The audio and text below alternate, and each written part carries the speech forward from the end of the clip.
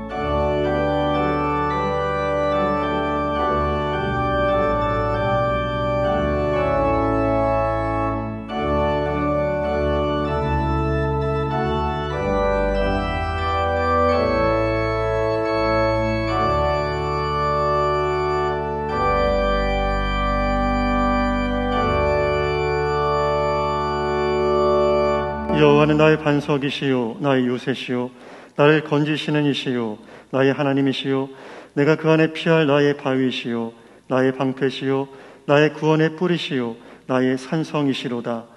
내가 찬송받으실 여호와께 아뢰리니 내 원수들에게서 구원을 얻으리로다. 아멘.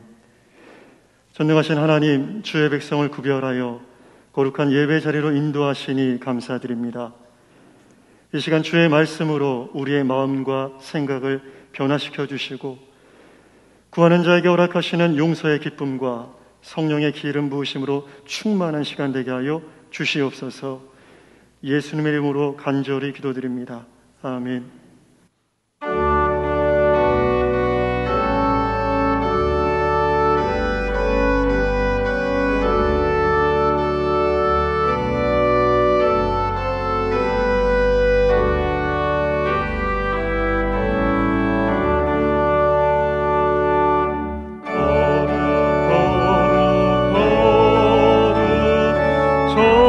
전능하신 주님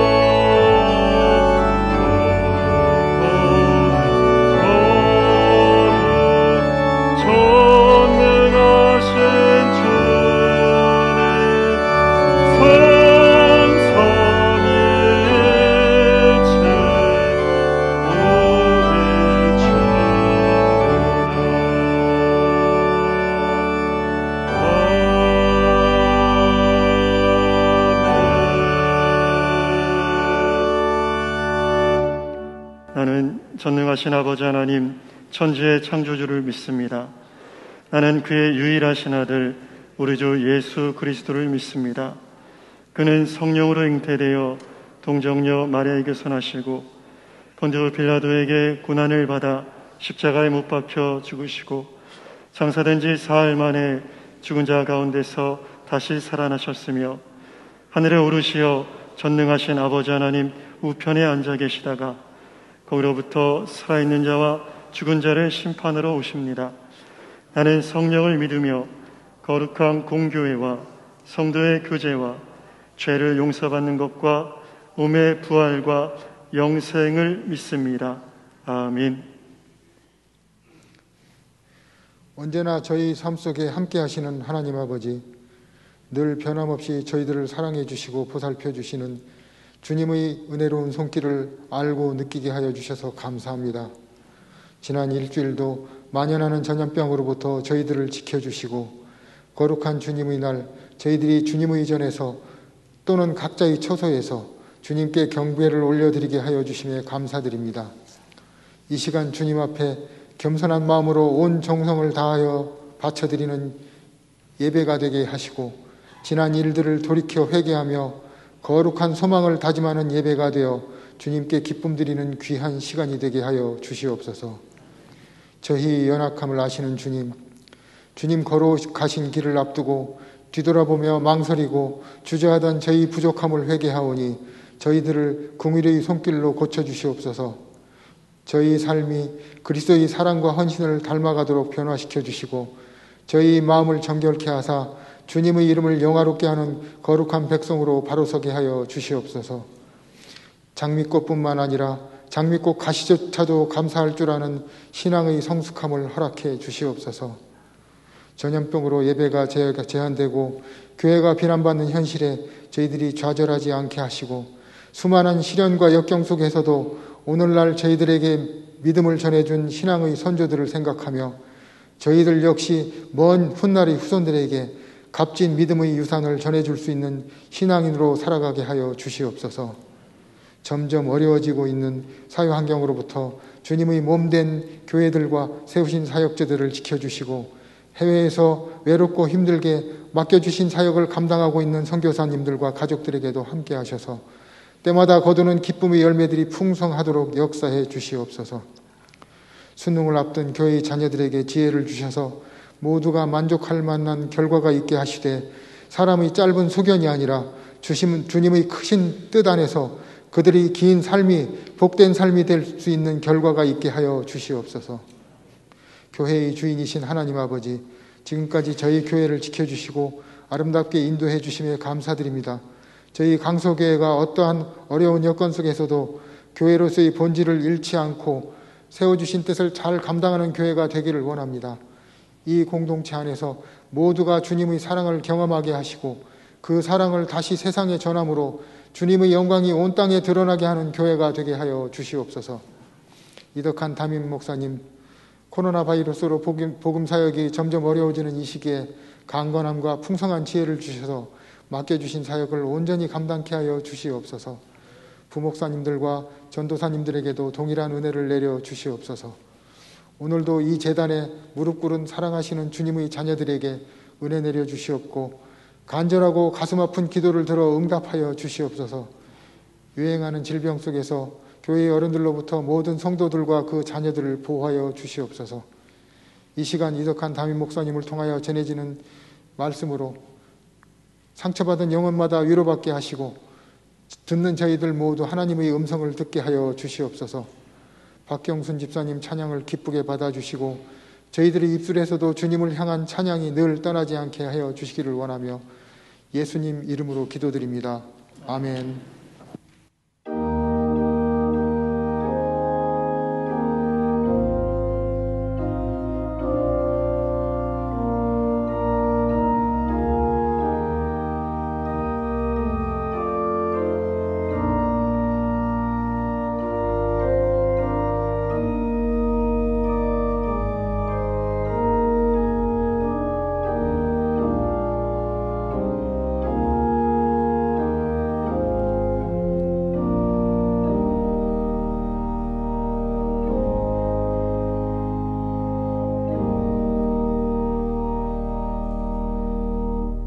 오늘 3부 예배에 등록하신 새 가족을 소개하겠습니다. 이름이 호명되시면 자리에서 일어나 주시기 바랍니다. 자진해서 오신 천숙자 성도님, 성도님들 박수로 환영하며 축복하겠습니다. 자리에 앉아주시기 바랍니다. 예배 후에 새 가족실에서 뵙도록 하겠습니다. 교회 소식을 말씀드립니다. 오늘은 종교개혁주일입니다. 주일 1, 2, 3부 예배는 대면 예배와 온라인 예배로 드립니다. 예배 안내와 교회학교 예배 안내는 주보를 참고해 주시기 바랍니다. 다음 주일부터는 영아부, 유치부 예배도 대면 예배와 온라인 예배로 드립니다. 모임입니다. 정기당회가 다음 주일 3부 예배 후 당회실에서 있습니다. 알림입니다. 대입 수험생 명단이 로비에 준비되어 있습니다. 여전도의 협의회에서 참기름을 1층 로비에서 판매하고 있습니다. 교우 소식입니다. 408구역 신지호 집사님, 김수현 집사님께서 결혼 10주년을 감사하시며 아름다운 화분을 헌물하셨습니다. 11월 행사가 주보 하단에 기재되어 있습니다. 참고해 주시기 바랍니다. 이 시간 찬송 585장 부르시면서 봉헌하시겠습니다.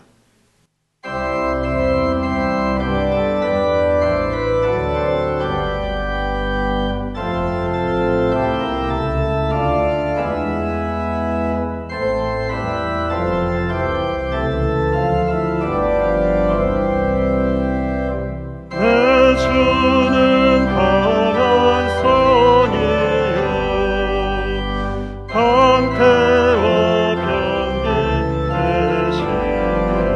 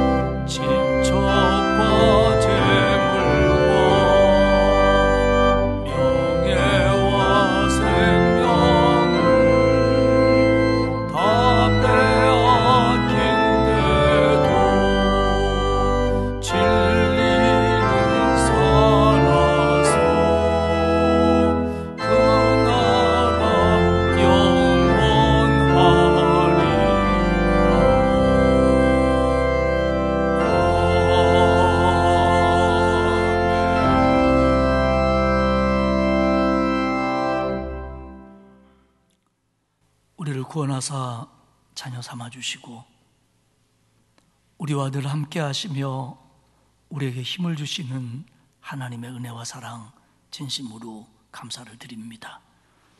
한 주간을 주님의 보호하심 속에 살았고 오늘 복되고 거룩한 주일을 종교개혁 기념주일로 하나님 앞에 나와 그리고 가정에서 예배드리게 하시니 고맙습니다. 우리의 마음이 하나님께로 온전히 향하게 하시고 예배 중에 가득하신 하나님의 임재를 느끼며 은혜를 경험하는 복된 시간이 되도록 만들어 주옵소서. 오늘 저희가 구원의 감사와 일상의 감사를 모아 하나님 앞에 주일헌금과 감사 예물과 10의 1조를 구별하여 드립니다. 하나님 받으시옵소서. 그리고 드린 손길들의 마음과 신앙과 정성을 기억하셔서 평안케 하시며 응답케 하시며 길을 여시며 강건케 붙들어 주옵소서. 또한 구제헌금, 장학헌금, 국내외 선교헌금도 드립니다. 이 물질이 어려운 이웃들을 위해서 사용될 때, 그리고 농어촌 미자립교회, 도시개척교회, 선교사님들, 기독교 기관들을 위해서 쓰여질 때, 보내질 때 하나님의 사랑이 전달되게 하시고 구원의 밑거름이 되게 하옵소서. 아름다운 꽃꽂이 예물을 드리는 집사님의 가정을 축복하셔서 어린아이들을 포함하여 온 가족들이 건강하며 안전하게 하시고 범사에 복을 받게 하여 주옵소서. 기도 제목을 담아서 헌금을 드리는 간절한 마음들을 하나님이 기억하사 응답하여 주시옵소서. 하나님, 코로나19 속에서도 이 나라를 붙들어 주시니 감사합니다. 이 나라가 코로나19를 완전히 이겨낼 수 있도록 하나님이 도와 주옵소서.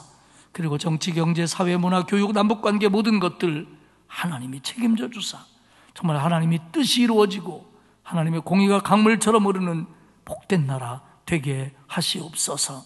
하나님, 우리 교회를 늘 지켜주시며 은혜 주시니 고맙습니다.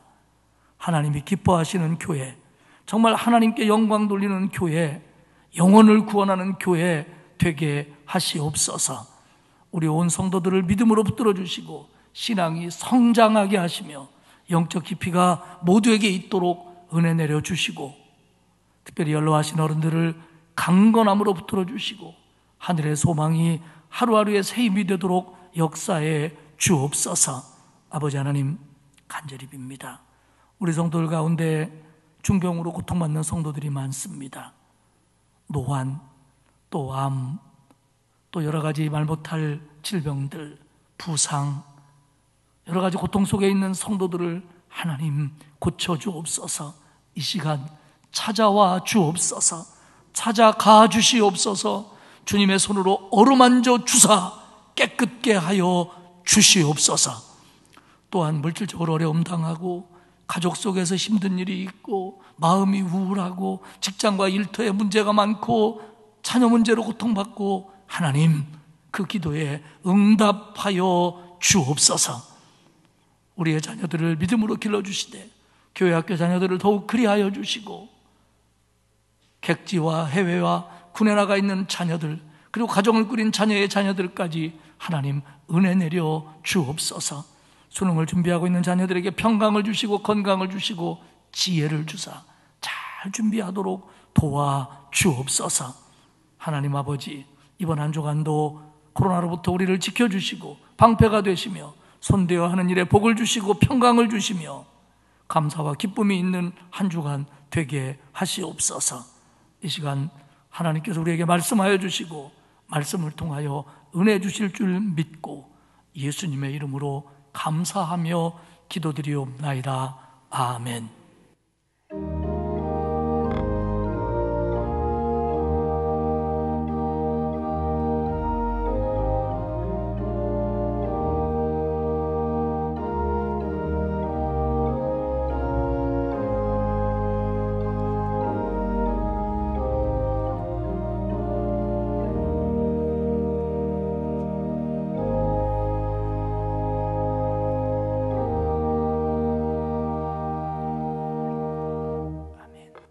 하나님의 말씀은 시편 119편 1절에서 8절까지의 말씀입니다. 구약성경 890페이지입니다.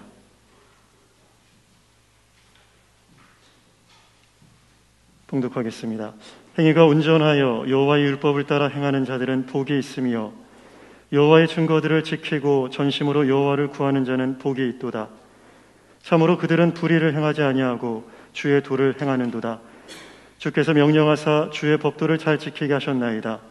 내 길을 굳게 정하사 주의 율례를 지키게 하소서. 내가 주의 모든 계명에 주의할 때에는 부끄럽지 아니하리이다. 내가 주의 의로운 판단을 배울 때에는 정직한 마음으로 주께 감사하리이다. 내가 주의 율례들을 지키오리니 나를 아주 버리지 마옵소서. 아멘. 박경순 집사님의 하나님 나라 찬양 후에 담임 목사님께서 오직 성경으로 라는 제목으로 말씀 증거하시겠습니다.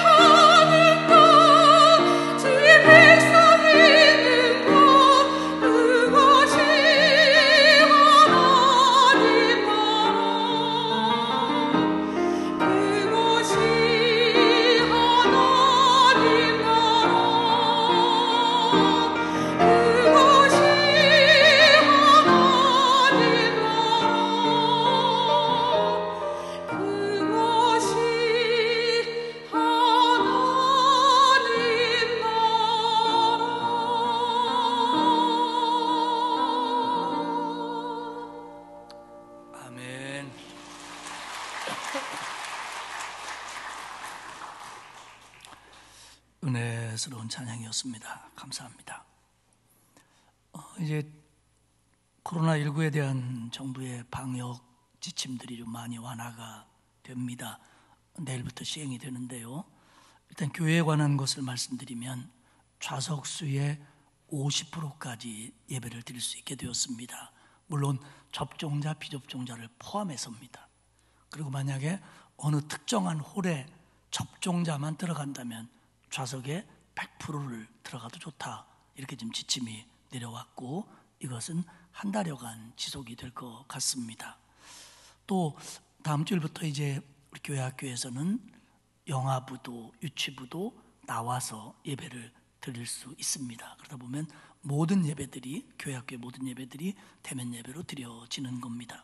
물론 마스크 써야 되고요, 또 교회에서 식사할 수 없고요, 또 우리가 방역에 힘써야지요. 하지만 좌석이 더 많이 앉을 수 있기 때문에 지금 나오신 분들은 물론이고 가정에서 예배 드리는 분들도 더 많이 나오셔도 괜찮을 것 같습니다.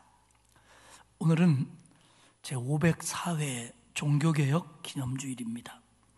종교개혁은 독일의 무명 수도사였던 마틴 루터가 1517년 10월 31일 독일 비텐베르크 성당 정문에 당시 교회였던 로마 가톨릭 교회의 오류에 대하여 지적하는 95개 반박문을 붙임으로 시작이 됐습니다.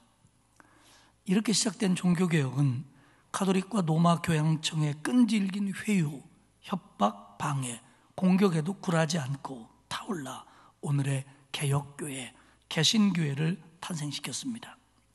당시 개혁자들이 외쳤던 슬로건이 있습니다. 5가지가 있었는데 이것을 종교개혁의 5대 정신 혹은 5대 강령이라고 부릅니다.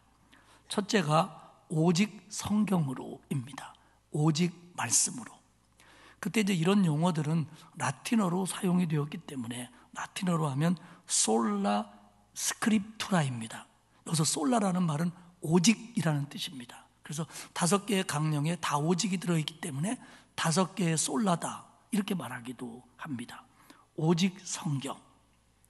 교회의 최고의 권위는 교황이 될 수도 없고 교황청이 될 수도 없고 교회의 전통이 될 수도 없다. 교회의 모든 잣대와 기준과 권위는 하나님의 말씀인 성경이다. 이게 개혁자들이 부르짖는 첫째고 전부였습니다. 오직 말씀으로. 두 번째는 오직 예수입니다. 구원은 다른 종교나 다른 길은 없다. 오직 예수님을 통해서만 구원받을 수 있다. 오직 예수. 세 번째는 오직 은혜. 구원은 사람의 공로가 아니라 하나님의 은혜로 얻는 거다. 네 번째, 오직 믿음.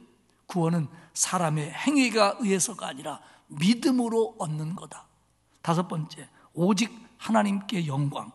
성도의 삶은 개인이나 혹은 다른 사람에게 영광을 돌리는 것이 아니라 오직 하나님께 영광만 돌리고 살아야 된다. 이것이 종교개혁자들이 부르짖고 목숨처럼 지켰던 5개의 강령이었습니다. 그 중에 첫 번째인 오직 성경으로. 루터를 포함한 종교개혁자들은 교황, 교황청, 모든 교회 전통보다 우월한, 아니 그것과 비교할 수 없는 절대적으로 유일한 하나님의 말씀의 권위를 인정하고 그 말씀에 의해서 순종하는 게 바른 신앙이다 라고 그들은 지켰습니다. 그래서 하나님의 말씀이 모든 신앙생활의 근간이며 교회의 길의 판단 기준이며 그리고 모든 성도들의 지침이다 라는 걸 그들은 고수했습니다. 루터가 비텐베르크 성당 정문에 95개 반박문을 붙이고 그리고 이후 성경에 근거한 논문과 책들을 많이 씁니다. 그러다가 이런 것들이 막 번져나가자 교황청과 제국들은 긴장감을 느끼게 되었고 1921년 4월에 독일의 보름스라고 하는 곳에서 당시 신성 로마 제국의 황제였던 찰스 5세에 의해서 공의회가 소집됩니다. 물론 이것은 당연히 교황청의 의도였죠. 이 공의회가 열리는 곳에 루터가 왔고 루터 앞에 탁자에는 루터의 저작물들이, 서적들이 놓여 있었습니다. 그때 신성 로마 제국의 황제 찰스 5세는 루터에게 이렇게 묻습니다. 이것들이 당신이 쓴 거 맞냐? 이것들을 철회할 마음은 없느냐? 이렇게 묻습니다. 그때 거기 쓰여진 논문들이 이런 겁니다. 루터가 1520년에 썼던 3대 논문이 있습니다. 굉장히 중요한 의미를 가지고 있는데요. 첫째가 뭐냐면 독일 크리스찬 귀족에게 고함입니다. 지금 가톨릭과 교황청이 잘못되어 있는데 일반 사람들은 잘 모르니까 독일의 귀족들이, 독일의 리더들이 먼저 깨닫고 이것을 알아야 된다. 지금 교황은 세계에 담을 쳐놓고 자기들을 지키며 자기들의 오류까지도 인정하지 않고 있다. 첫 번째 담이 뭐냐? 신분의 담이다. 바로 세상의 계급보다 영적인 계급이 우월하다고 해서 사제와 비사제를 구분하며 비사제들은 사제들을 어떻게 해볼 수 없는 그런 담을 쳐놔버렸다. 두 번째, 성경 해석의 담이다.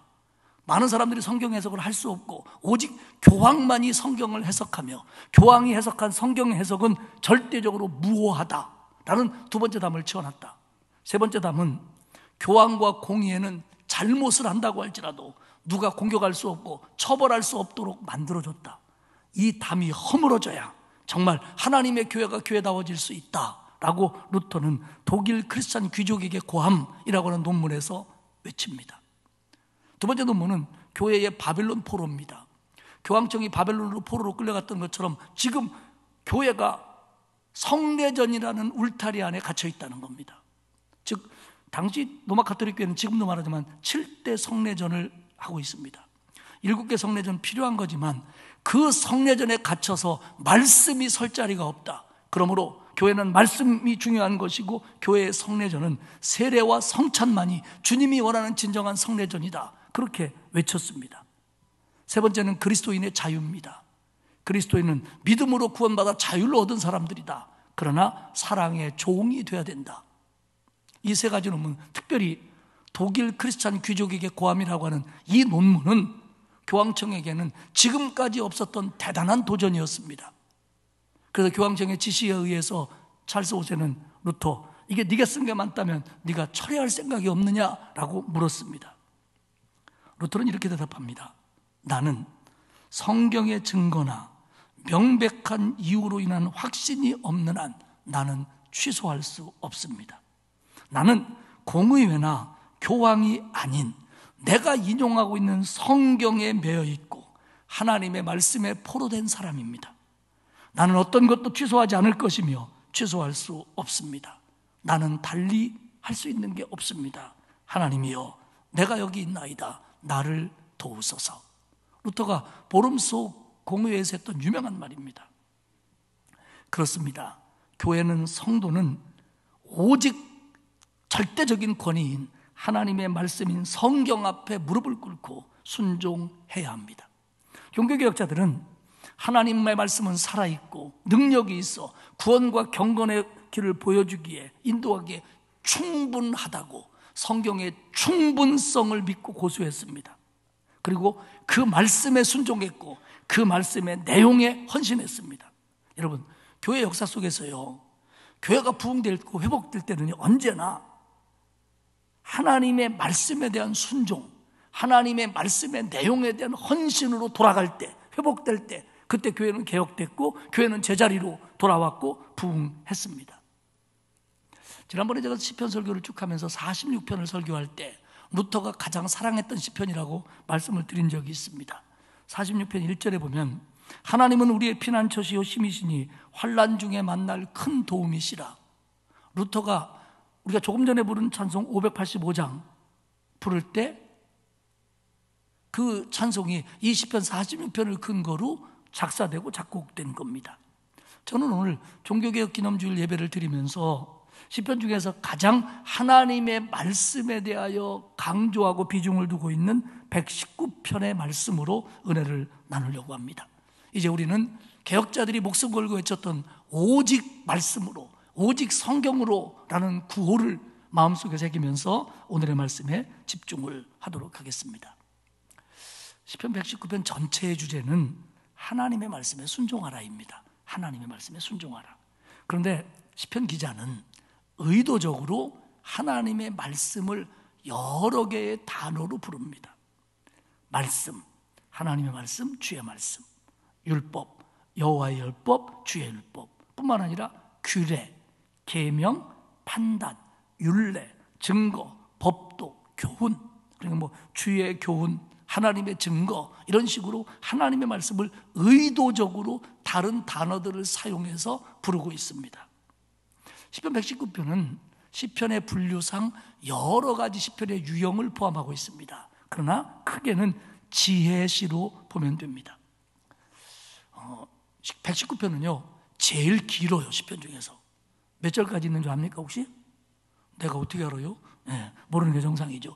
176절까지 있습니다. 근데 특이한 건요, 재밌는 게 뭐냐면 구약 성경은 히브리어로 쓰여졌습니다. 시편도 히브리어로 쓰여졌죠. 히브리어의 알파벳은 22자입니다. 영어로 말하면 A, B, C, D가 있듯이 히브리어는 알렙, 베드, 킴물, 달렙, 해 이렇게 해서 총 22개가 있는데요, 176편을 22개로 나눠서 첫 번째 연, 1년, 오늘 읽은 1절에서 8절까지가 1년입니다. 그럼 이 1년은 그 한 절에 시작하는 단어가 모두 다 히브리어 글자의 첫 글자인 알렙으로 시작되는 단어들을 씁니다. 그러니까 1절도 알렙으로 시작되는 단어, 2절도 알렙, 3절도 알렙, 4절, 그래서 8절까지 나가고요. 그리고 9절에서 16절까지는 두 번째 글자인 베트라고도 발음하죠. 이 단어가 각 절마다 들어가 있어요. 그래가지고 이렇게 8절씩 한 년으로 22연, 그래서 176절로 되어 있는 시편입니다. 이런 형식을 시편에 있어서 답관체라고 부릅니다. 답, 장단을 맞추다, 관, 머리라는 뜻입니다. 그러니까 머리 장단에 맞춘 시편이다. 그래서 답관체라고 부르는데 시편 속에 몇 개가 들어있습니다. 그중에 119편이 가장 완벽하고 완전합니다. 우리는 이게 별거 아닌 것 같지만, 그리고 우리 번역에서는 이걸 느낄 수도 없습니다. 하지만 이거는 문학적으로 볼 때 시편의 굉장한 기법입니다. 굉장히 어려운 기교고요. 이걸 사용해서 노력하면서 하나님의 말씀의 중요성과 순종을 강조하고 있는 시편이 119편이라는 겁니다. 레슬리 알렌이라고 하는 신학자는 이렇게 말합니다. 여호와의 말씀을 찬양하기 위해서 쓰여진 기념비적인 시편이 119편이다. 119편 속에는 신명기, 이사야, 예레미야, 잠언의 내용이 포괄적으로 들어있다, 이렇게 말합니다. 또한 스티브 제이 로스는 뭐라고 하냐면 119편은 시편 1편 복 있는 사람에 대한 확대판이다, 이렇게 이야기를 합니다. 전체 주제는 하나님 말씀에 순종하라는 거지만 8개 연씩 또 하나님의 말씀에 관한 작은 소주제들을 가지고 있습니다. 비슷하지만 오늘 저는 이 176번까지 다 볼 수는 없고요. 그 절을 22개의 연을 다 다룰 수는 없고 중요한 것 몇 가지를 이야기하면서 은혜를 나누도록 하겠습니다. 먼저 첫 번째 연입니다. 이건 알렙 연이라고 그러는데, 알렙 연. 죄송합니다. 이거 아침부터 연해가지고. 그런데 이 연은 그 연이 아닙니다. 1절에서 8절까지 알렙 연인데, 이건 하나님의 말씀을 알게 되고 갖게 된 것에 대한 기쁨입니다. 그래서 하나님의 이 말씀 자체에 대해서 기쁨을 느끼고 그리고 찬양을 합니다. 그리고 그 말씀이 축복이 되고 감사가 된다는 걸 노래하는 규절이 첫 번째 연인 이 알렙 연에 들어있는 1절에서 8절까지 내용입니다. 1절을 볼까요? 오늘 설교는 좀 딱딱할 수 있습니다. 여러분 집중해서 들으시길 바랍니다. 1절입니다. 행위가 온전하여 여호와의 율법을 따라 행하는 자들은 복이 있으며. 여기서는 하나님의 말씀을 여호와의 율법이라고 부릅니다. 근데 우리는 말씀이라고 생각하시면 돼요. 하나님의 말씀이 인도하는 길대로 행하는 자들은 복이 있다. 말씀에 순종하는 복이 있다. 이게 시편 119편의 서론이며 주제입니다. 여기서 복이 있다는 넘치는 기쁨, 깊은 속에서 우러나오는 기쁨입니다. 시인은 자신이 살면서 하나님의 말씀에 순종하고 말씀이 인도하는 대로 살아서 얻은 기쁨을 체험한 사람입니다. 그렇기 때문에 그런 은혜를 노래하는 거예요. 하나님의 말씀을 여기서 여호와의 율법이라고 얘기합니다. 우리는 율법하면 흔히 창세기, 출애굽기, 레위기, 민수기, 신명기를 생각하는데 그렇게 쓰여지는 단어이기도 합니다. 히브리어 토라죠. 그런데 이 토라는 가르치다라는 어원에서 나왔습니다. 즉 하나님의 말씀에 있는 모든 교훈, 모든 가르침, 모든 명령을 율법이라고 말합니다. 그래서 더 나아가 모든 성경 속에 있는 율법을 말씀을 하나님의 율법이라고 불러도 되는 겁니다. 즉 하나님의 말씀에 순종하는 사람은 복이 있다는 겁니다. 시인이 체험한 겁니다. 사랑하는 여러분, 하나님의 말씀에 순종하는 사람은 복이 있습니다. 믿고 순종하시기를 축복합니다. 2절은요, 여호와의 증거들을 지키고 전심으로 여호와를 구하는 자는 복이 있다. 여기서는 하나님의 말씀을 여호와의 증거들이라고 부릅니다. 여기서 증거들이라고 하는 건요, 언약을 맺을 때의 용어입니다. 그러니까 이건 뭐냐면 그 증언이라는 뜻도 되고요, 선언이라는 뜻도 돼요. 그러니까 하나님의 말씀에 대한 증언, 증거들, 이걸 지키면 복이 있다. 그래서 요 단어는 언약궤 속에 들어있던 십계명 두 돌판을 부를 때도 그렇게 불렀습니다. 전심으로, 전인격적으로 여호와를 구하는 자는, 그 말씀을 지키고 여호와를 구하는 자는 복이 있다. 구하다, 선지자나 기도를 통해서 하나님의 뜻을 알고자 하는 것이 구하다입니다. 그런데 확대해서 이것은 마음을 정해서 하나님을 찾고 하나님을 사모하고 하나님의 것을 즐거워하는 모든 행위를 여호와를 구하다라고 표현합니다. 그러니까 하나님의 증거들을 순종하고 그리고 하나님을 진심으로 사모하는 자들이 복이 있다는 겁니다. 3절은요, 이런 말씀이 나와요. 참으로 그들은 불의를 행하지 아니하고 주의 도를 행하는도다. 여기서는 하나님 말씀이 주의 도라고 표현됩니다. 주의 도, 주의 길입니다. 주의 길을 걷는다는 건 행동적인 겁니다. 또 삶입니다. 그러니까 하나님의 말씀에 의해서 행동 방식이 결정되고 삶의 스타일이 결정되고 삶의 습관이 만들어지는 그런 사람은 복이 있다는 겁니다. 그리고 그런 사람은 불의를 행하지 않을 수 있다는 겁니다. 말씀에 순종하는 것이 그냥 보고 듣고 배운 것으로 끝나는 게 아니라 그것이 그 길을 걷는 방법이 되어서 삶의 적용이 되어서 내 삶의 스타일이 되어서 나의 가치관이 되어서 그 길을 걸어가노라면 불의를 멀리할 수 있다는 거예요. 불의를 멀리하는 자에게 하나님은 복을 주십니다. 4절에서 6절까지는 역시 1년에 해당되는데 하나님의 말씀을 지키라고 하나님이 명령하셨다는 것을 강조합니다. 4절에 보면 주께서 명령하사 주의 법도를 잘 지키게 하셨나이다. 하나님의 말씀을 여기서는 법도라고 부릅니다. 법도. 시편 119편에서요 21번이나 사용된 중요한 단어입니다. 근데 이 법도는 무슨 말이냐면요, 지시하다, 명하다, 규정하다 라는 뜻에서 온 규정들이라는 뜻입니다. 근데 이 규정이 그냥 규정이 아니라 법적인 효력을 갖는, 구속력을 갖는 권위적인 명령이 여기서 얘기하는 하나님의 법도입니다. 하나님의 법도. 말하자면 이런 거예요. 왕이 있어요. 신하들이 있어요. 신하들에게 땅을 나눠줬어요. 보통 이제 영주들이라고 그러죠. 그 영주들에게 너 이렇게 해야 되고 세금은 이거 바쳐야 되고 이렇게 해야 돼 라고 왕이 임의로 명령을 내립니다. 그러면 그 사람들은 그걸 무조건 따라야 돼요. 요때 사용되는 단어가 여기서는 법도라고 번역이 되어 있습니다. 즉 하나님의 명령은 온 세상을 다스리는 주권을 가지고 계신 만왕의 왕이신 하나님의 명령은 우리는 이유 불문코 따라야 된다는 거예요. 이유 불문코. 주께서 명령하사 주의 법도를 잘 지키게 하셨나이다. 그러니까 지금 우리가 보는 성경은, 우리가 듣는 말씀은 하나님의 명령이라는 거예요. 법적인 효력을 가지고 있고 구속력을 가지고 있는 권위적인 말씀이라는 거예요. 듣고 안 들을 수 있는 자격이 나한테 없다는 거예요. 자유가 없다는 거예요. 그걸 강조하는 겁니다. 5절도 비슷한 표현이에요. 내 길을 굳게 정하사 주의 율례들을 지키게 하소서.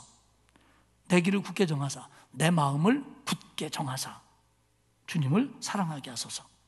그런데요, 여기서는 하나님의 말씀을 주의 율례라고 표현합니다. 율례는 새기다, 공포하다라고 하는 동사에서 나와서 과거의 고대의 법들을 사람들 잘 보이는 곳에 돌에 새겨놓은 것을 의미합니다. 그러니까 법을 돌에 새겨놓으면 이게 변하지도 않고요, 끝까지 가는 겁니다. 즉 하나님의 말씀의 불변성, 하나님의 말씀의 영구성을 얘기하는 겁니다. 주의 율례, 돌에 새겨진 법처럼. 뭐 사람의 뭐 바뀔 수 있지만 이 하나님의 말씀은 영원히 변하지 않는다는 거예요. 이 내용은 안 바뀐다는 거예요. 그만큼 귀한 말씀이라는 거예요. 그러니까 이건 지켜야 되는 거예요. 6절에 보면 내가 주의 모든 계명에 주의할 때에 부끄럽지 아니하나이다. 여기서 계명은 뭐냐면 하나님이 제정했다는 의미를 포함하고 있어요. 이거는 사람들이 연구해낸 게 아니고 하나님이 제정해 놓은 법이라는 겁니다. 그래서 이것을 주의해라. 보는 것으로 끝나는 게 아니라 그것을 마음에 품어라. 이건 하나님이 제정하신 거니까, 하나님이 명령하신 거니까 나는 마음에 품고, 내가 하나님의 말씀을 마음에 품으면 내 마음은 주님께로 향하고 내 삶은 주님께로 향해서 그런 자들은 부끄럽지 않은 인생을 살 수 있다, 이렇게 얘기합니다. 7절에서는 자신은 하나님의 의로운 판단을 배우고 애쓰겠다고 말합니다. 내가 주의 의로운 판단을 배울 때에는 정직한 마음으로 주께 감사하리다. 여기서 하나님의 말씀을 주의 의로운 판단이라고 썼습니다. 판단. 이게 뭐냐면요, 사법적인 결정을 말합니다. 이거. 그러니까 구속력이 있는 사법적인 결정입니다. 그러니까 모든 것에 대해서 하나님이 결정하신 거, 하나님이 통치하시는 기준, 이거 너희들은 지켜야 된다는 겁니다. 우리가 송사를 하거나 재판과 관련될 때 흔히 생각하는 게 뭐냐면 판례입니다. 전에 이거에 대해서 어떻게 판결을 했고 이거에 대해서 어떻게 해석을 했느냐를 아는 것이 송사에 임할 때 굉장히 중요한 겁니다. 그리고 그 판례대로 될 것이라고 생각을 하는 거죠. 그걸 생각하면 돼요. 하나님이 지금까지 어떻게 판단하셨냐, 하나님이 어떻게 결정하셨냐가 성경 속에 들어있기 때문에 우리는 이 하나님의 판단, 하나님을 믿고 순종하는 자에게는 복을 주고 하나님의 명령에 불순종하는 자에게는 벌을 준다고 하는 이 하나님의 판단, 이 하나님의 판례들이 지금도 계속되기 때문에 나는 이 판례를 존중하고 이 판례를 내가 알 수 있다는 거에 대해서 감사해야 된다는 거예요. 왜냐하면 그 판례를 알면 엉터리로 한다거나 어거지를 부린다거나 고의적으로 어긴다고 하는 것에 어떤 기준이 생기는 거죠. 판례가 그랬으니까, 하나님의 기준이 이러니까, 하나님의 판단이 이러시니까 나는 그걸 따라야 돼. 왜요? 우리는 어길 수 없는 거거든요. 이런 의미에서 자기는 하나님의 의로운 판단을, 말씀을 배우고 익히겠다라고 이야기를 합니다. 그리고 1년의 마지막 절인 8절에서는 이렇게 얘기해요. 내가 주의 율례들을 지키오리오니 나를 버리지 마옵소서. 시편 기자들은, 시편 학자들은 이 부분을 보면서 지금 이 119편을 기록한 시인이 하나님의 말씀에 순종하고 싶고 하나님의 율례들을 잘 지키고 싶은데 그렇게 살기에 어려운 환경 속에 있다라고 짐작을 합니다. 그렇기 때문에 시편 기자 얘기는 이거예요. 지금 이런 세상에서 역경이 있기도 하고 유혹이 있기도 하고 힘들기도 한 이런 세상에서 내가 하나님의 말씀을 지키려면 하나님의 도움이 필요합니다. 하나님, 나를 도와주십시오. 그런 간구입니다. 여러분, 믿음에는요, 지적인 요소가 있고 정적인 요소가 있고 의지적인 요소가 있습니다. 깨달아야 되고 느껴야 되고 결단해야 됩니다. 그런데 우리가 신앙생활에서 결단이 중요한데 그게 의지적인 요소거든요. 근데 그래, 내가 하나님 말 순종할 거야, 나 이제 주일 지킬 거야, 나 11조 할 거야, 의지적인 마음을 갖는 게 중요해요. 그런데 알고 보면 이런 의지적인 마음을 갖는 것도 하나님이 주신 은혜라는 겁니다. 자기가 하나님의 명령을 지킬 테니까 하나님이 도와주십시오, 이겁니다. 지금 오늘 지금 저는 여러분과 함께 1절에서 8절까지를 살폈습니다. 알렘년입니다. 내용이 그거죠. 하나님의 말씀에 권위를 인정하고 그 말씀에 순종할 때 복을 주시는 것을 알게 해준 걸 감사하고 나는 그 말씀을 지키겠습니다. 나를 지킬 수 있도록 붙들어 주십시오, 이겁니다. 22개 연 가운데 1년 끝났어요. 여러분 오늘 집에 못 갑니다. 이제 2연입니다. 2연. 2연은 9절에서 16절까지인데 배드연인데 중요한 것만 말씀드릴게요. 이 2연에서 강조하는 건 뭐냐면 이거예요. 우리가 하나님의 말씀을 지킬 때 우리의 삶이 깨끗해지고 하나님이 원하는 삶이 되고 참 기쁨이 있다. 이걸 강조합니다. 9절 볼까요? 청년이 무엇으로 그의 행실을 깨끗하게 하리까? 주의 말씀만 지킬 따름이니이다. 청년뿐만 아니라 우리 죄 많은 그리스도인들이 하나님이 원하는 삶을 살 수 있는 길이 어딨냐? 우리가 거룩하고 정결하게 살 수 있는 길이 어딨냐? 그건 하나님 말씀 지키는 것밖에 없습니다.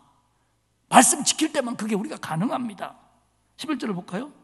내가 주께 범죄하지 아니하려 하여 주의 말씀을 내 마음에 두었습니다.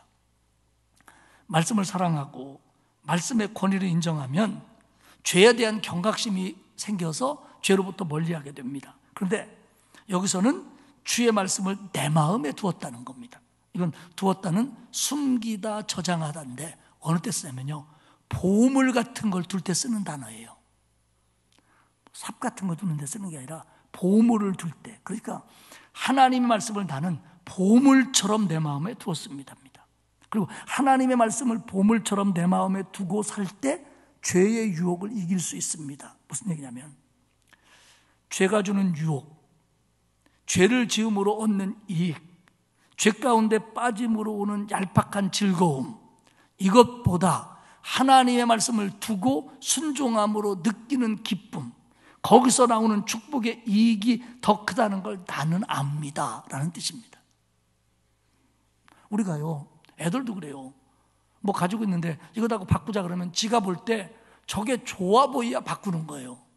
그게 아무리 좋아도 내가 가지고 있는 것이 좋다고 생각하면 저것과 바꾸지 않습니다. 즉 하나님의 말씀을 내 마음에 귀한 걸로 두면 죄를 지음으로 얻는 즐거움, 죄로 지음으로 있는 이익보다 이거의 이익이 크고 이거의 기쁨이 크다는 걸 알기 때문에 저거하고 안 바꾸겠다는 거예요. 이게 뭐냐? 하나님의 말씀을 내 마음에 두었습니다 라는 뜻입니다. 사랑하는 여러분, 세상의 어떤 것보다도 귀하고 세상의 어떤 것보다도 축복의 길로 이끌고 세상의 어떤 것보다도 기쁨을 주는, 평안을 주는 주의 말씀을 보물처럼 마음에 두시기를 축복합니다. 그리고 14절 비슷한 표현이에요. 내가 모든 재물을 즐거워함 같이 주의 증거들의 도를 즐거워하였나이다. 마찬가지죠. 하나님의 말씀을 세상의 즐거움이나 세상의 재물이나 그것보다 즐거워하겠습니다. 16절 주의 율례들을 즐거워하며 주의 말씀을 잊지 아니하리이다. 이 표현이 재귀형 표현입니다. 재귀형이라는 건 뭐냐면 스스로 하겠다는 겁니다. 자, 시편 기자는요, 하나님의 말씀이 하나님의 명령이라는 걸 깨달았어요. 그리고 그걸 지킴으로 기쁨과 축복이 온다는 것도 알았어요. 그렇기 때문에 자기는 이거예요. 나는 이제 내 스스로 지키겠습니다. 나는 이걸 지켜야 된다는 걸 알았습니다. 지키는 즐거움도 깨달았습니다. 지킬 겁니다.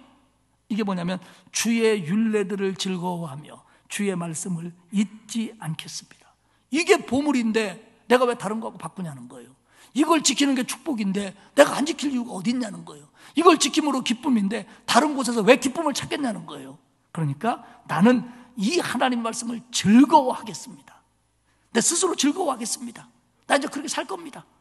주의 율례들을, 말씀들을 잊지 않겠습니다. 세 번째는 건너뛰겠습니다. 13번째 연입니다.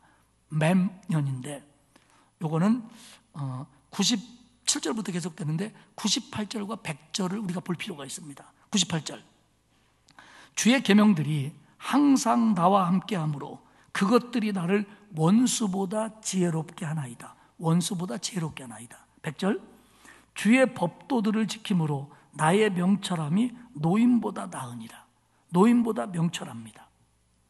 98절에서 원수들의 지혜라고 하는 것은 여기서 원수는 하나님을 부인하는 자들이에요. 그러니까 하나님을 안 믿으면서도 야, 나 잘 살고 있어. 나 얼마나 행복한데 인생은 이런 거지. 이게 뭐냐면 원수들의 지혜예요.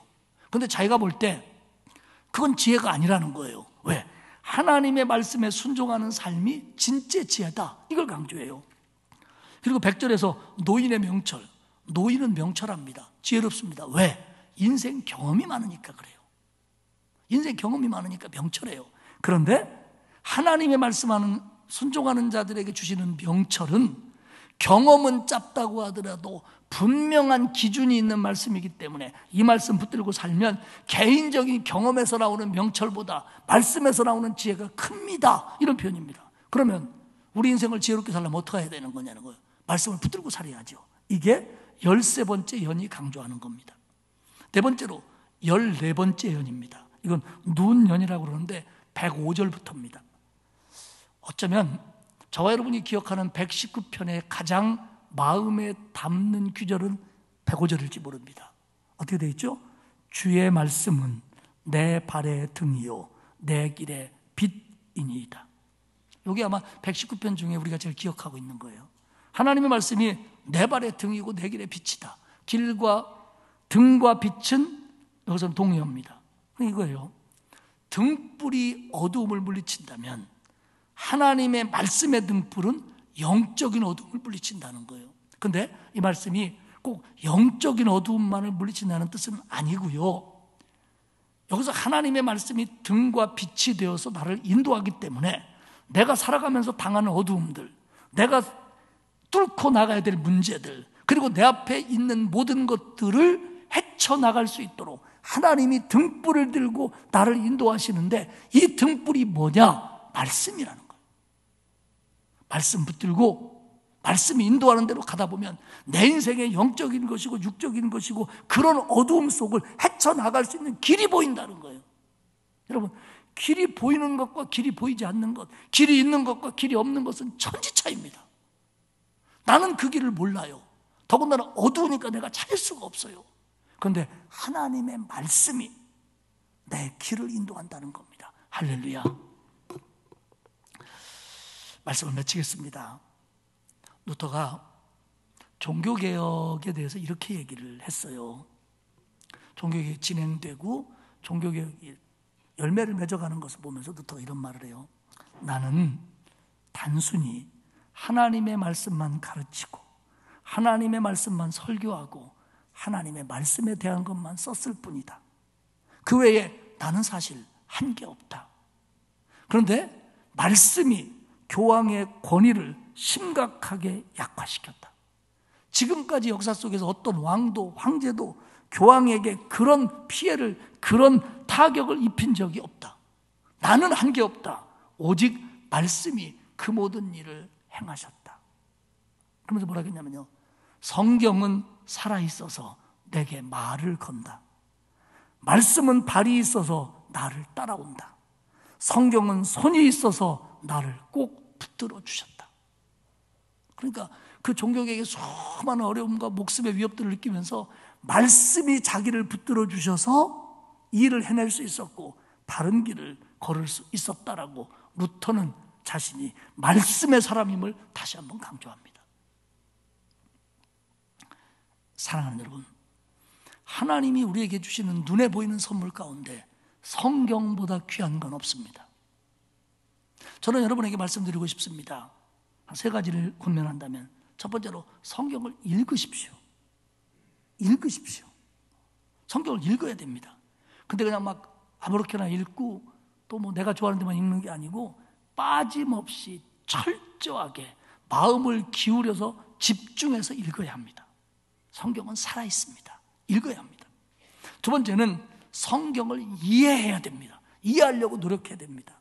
그러니까 성경을 읽으면서 핵심적인 단위에는 밑줄도 좀 그리고 중요한 용어에는 동그라미도 치고 메모도 하고 이러면서 읽어야 됩니다. 그리고 할 수만 있으면 이 성경이 가지고 있는 글이니까 문자적인 의미라든지 또 역사적인 거라든지 문법적인 거라든지 이런 걸 알 수만 있다면 알려고 노력해서 이 성경 말씀이 진짜로 말하고 싶은 것이 뭔가를 이해해야 됩니다. 읽고 이해해야 됩니다. 더 중요한 거, 그 말씀을 적용하고 순종해야 됩니다. 읽으면 뭐합니까? 알면 뭐합니까?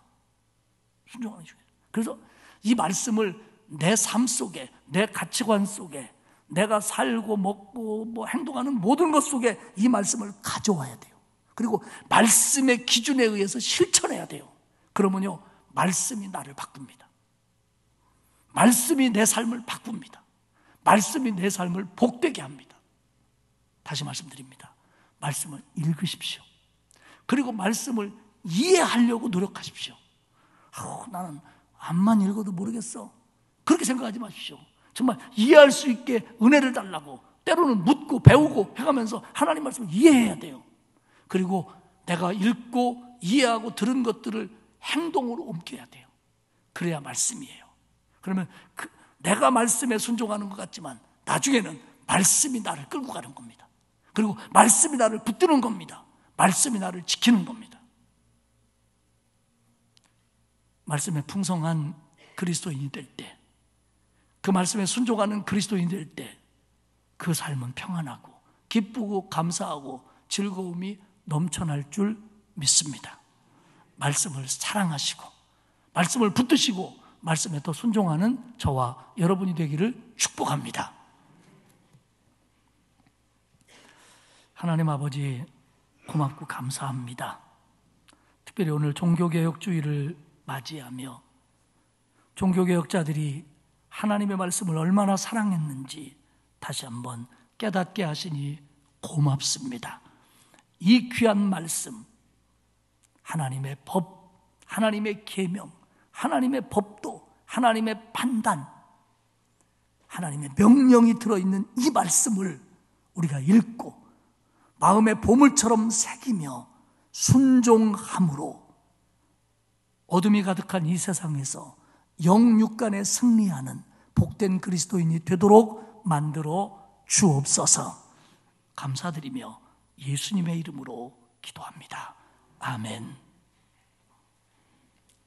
200장 찬송하겠습니다.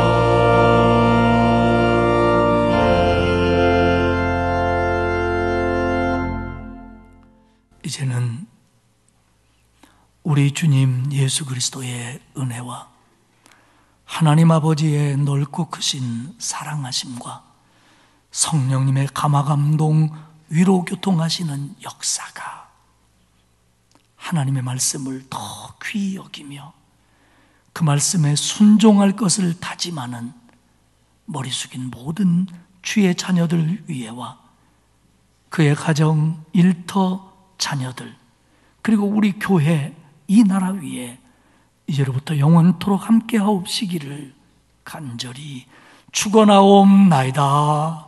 아멘.